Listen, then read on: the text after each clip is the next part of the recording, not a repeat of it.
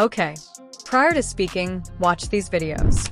All right, before we say anything, watch these clips. To get open. 1 second left. Clark doesn't get the shot off. Cloud lofts her up.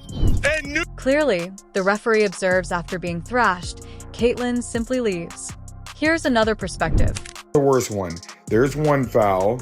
There's two fouls.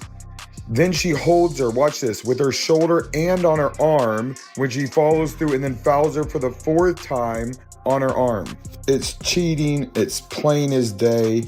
The haters will say she got locked up. Yeah, if you're fouling the whole game. But I'm going through this entire game. The corrupt refs gave this game to New York and they still barely won. No call, no whistle, just silence. Now, let's get to the heart of the matter. Is the WNBA rigged? Did Cathy Engelbert really pay that referee to be silent because there is a dubious situation going on? It's time to dissect everything. Right, you got this athlete in a league that nobody's been watching, never turned a profit, and your system is broken against that team? Are you mental? Let's face it, there was a problem right away. With all the excitement in the world, Caitlin Clark enters the WNBA, packing arenas, smashing attendance records, and carrying the league on her back. What she receives in return is elbows, shvees, and no whistles, as if the referees are standing there dumbfounded, as if someone told him, "Don't call it, let her take it." Fans are piecing together the details, and one name keeps coming up after she was heard outdoors, and one of those referees was suspended without making a remark. Have you ever seen a celebrity get beaten up so badly that it feels personal? Cathy Engelbert, the commissioner, the boss, and the one tasked with safeguarding the league's reputation. We have heard nothing from the WNBA, absolutely nothing. Now, we must ask, did they intentionally allow Caitlin Clark to be hurt, or did someone pay to keep those whistles quiet? Stay put, because this isn't just basketball anymore. It could be a setup. From the moment Caitlin Clark set foot on a WNBA court, something felt wrong. She took vicious hits, and the referees turned away as if someone had told them, "Don't blow that whistle." Have you ever watched a well-known athlete get hacked and questioned whether it was a part of a larger scheme? Yes, exactly. It seemed like Clark wasn't a newcomer trying to establish herself. Rather, she was the league's future, but rather than receiving protection, she received punishment. The message was clear: you're not here to shine, you're here to survive. Every game brought new bruises and no whistles, and the league remained silent, as if they hoped we wouldn't notice. But we didn't, and she is currently out due to a quad injury. One name keeps coming up, and the WNBA's top draw sidelined fans aren't just angry. They're making connections and asking questions. Was Cathy Engelbert always intending to be humble, or did she just let this happen? We have all witnessed poor officiating of missed calls, so Clark broke her spirit by reminding her who is in control. A ref having a rough night, but this was something else. It was personal. Game after game, Clark was getting hammered hard, fouls, elbows, shvees, nothing called. It wasn't a one-time thing, it was consistent. Refs just watched, or worse, walked away. Clark would look at them, arms out, pleading for a whistle, and they'd act like she wasn't even there. At first, fans thought it was hazing, but when the same exact thing kept happening, it felt deliberate, and then it got weirder. The ref who ignored her when she clearly got fouled, suspended quietly. No league statement, no media blast, just gone. So what happened behind the curtain? Were the refs told to let Clark get roughed up, or was this when officials simply too obvious about it? Either way, it wasn't just bad officiating anymore, it was a message, and Clark, she heard it loud and clear. Let's stop pretending this was just physical basketball. The refs weren't missing calls, they were ignoring them on purpose. And why? Because someone was lining their pockets. Yeah, we said it, the refs got paid, and all signs point to Cathy Engelbert. This wasn't about letting the game flow, this was about sending a message. Caitlin Clark became the league's face overnight, but the WNBA chose to let her get intentionally punched instead of protecting her. The commissioner, Cathy Engelbert, is the one who has the authority to stop it, but she didn't. She also approves the way games are officiated and allows certain referees to remain in their positions as long as they follow rules that allow Clark to take hits, don't call fouls, and make her earn it. According to rumors circulating the league, referees were paid to look the other way, not just for biased payoffs or poor officiating. and now one of them is punished or thrown under the bus to defend a higher authority. Cathy Engelbert didn't just allow this, she engineered it, and now Caitlin Clark's hurt the WNBA's biggest star. Sideline fans are furious, whispers are turning into shouts.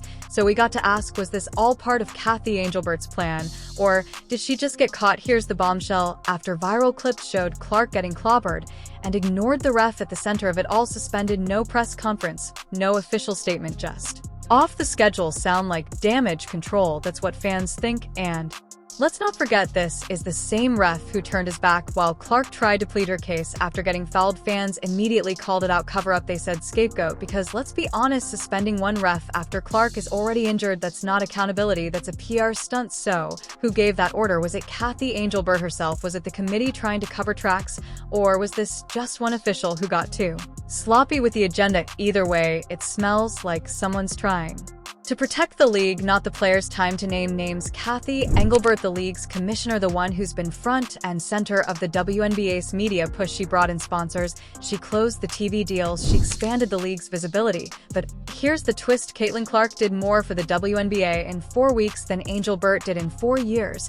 And that's when it shifted. Suddenly Clark wasn't just a player, she was the face of the league, the star, the one moving the needle. And if you've been around sports long enough, you know how this goes. When the new kid starts pulling more weight than the establishment, they get humbled. So is Engelbert trying to humble her? Let her get roughed up, downplay the fouls, pretend it's normal. And when people complain, sacrifice one ref and move on. Sounds like a stretch until you realize that's exactly what happened. The breaking point came fast. Clark, after logging heavy minutes and absorbing hit after hit, finally went down with a quad strain, just like that. She was out for multiple games. The fever without Clark disoriented, the offense crumbled, the energy dropped. It was night and day, but fans didn't just miss her game, they were angry because the injury wasn't just bad luck, it felt like the inevitable outcome of weeks of abuse. The refs didn't protect her, the league stayed silent, and when she finally went down, it was met with a shrug until the internet exploded. Suddenly everyone was sharing clips. The supporters weren't buying it. They noticed the pattern and realized this wasn't only an oversight. They witnessed sabotage. Let's take a moment to break down every shove, elbow, overlooked foul, and then poof, one of the referees vanished. In the closing seconds of Fever versus Liberty, Clark drives to the edge. When Natasha Cloud fouls her hard, the audience gasps and the commentators remain still. Stephanie White, the coach, tries to argue. But guess what? She doesn't have the proper timeout. Not a full one, just a reset, and the referees don't even look twice. The Liberties then steal the victory, and the ref who didn't call it, yes, the same one, confirmed what many fans already suspected, that the calls weren't bad, they were intentional, and this league had some explaining to do. This isn't just a fan movement anymore. Brittany Gurrier left a halftime interview to yell at the referees, and Kelsey Plum disparaged the league in post-game remarks. Kelsey Mitchell even told Clark, "Take care of your body." Translation: you're on your own out there. Charles Barkley and Stephen A. Smith both blasted the WNBA for failing to safeguard its biggest draw, and then there was silence. No league apology, no comment from Engelbert, just a referee suspension, and now the story is slipping away from them. The players are frustrated, the fans are fed up, and the story is growing larger by the hour, even involving injuries. Clark isn't holding back. The first game without her Fever against the Mystics was ugly, with no offensive flow, no leadership, just chaos.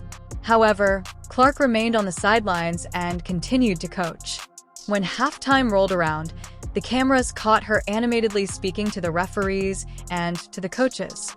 One clip showed her leaving with a Fever assistant, and the fans online immediately reacted, saying, "Here we go again." Others viewed it differently, saying she's leading even when it hurts. Some critics felt she was being dramatic, while others argued she shouldn't be talking if she's not playing, but perhaps that's the idea. Clark is more than simply a player. She is the spokesperson for a movement. Following that exchange, the referee suspended Boom. Did her remarks tilt the scales? And if so, was she acting appropriately or inappropriately? They got the star the league had been hoping for, but they weren't prepared for the uproar that ensued. Caitlin Clark didn't just show up and play. She turned the league upside down. By exposing every flaw this league tried to conceal, the fouls in the offices, the silence from the referees, the bias, the fans are now not just watching, they're investigating, And the media isn't just reporting, they're posing questions.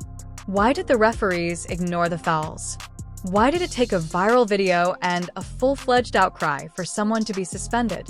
Why is Cathy Engelbert suddenly missing when the league's biggest name is being clobbered every night? This isn't just a bad referee, it's a broken system. A system that has failed to safeguard its brightest star and is more concerned with appearance than security. The question is, was that referee suspended because it was the right thing to do, or because someone needed a scapegoat? Did Cathy Engelbert watch this unfold from the sidelines, or was she coaching from the shadows? The system was designed to silence, not to support, and unless the WNBA steps up immediately, they might lose the very future they were counting on. Tell us in the comments, and don't forget to hit the notification bell, like, and subscribe. We assure you that this firestorm is only beginning.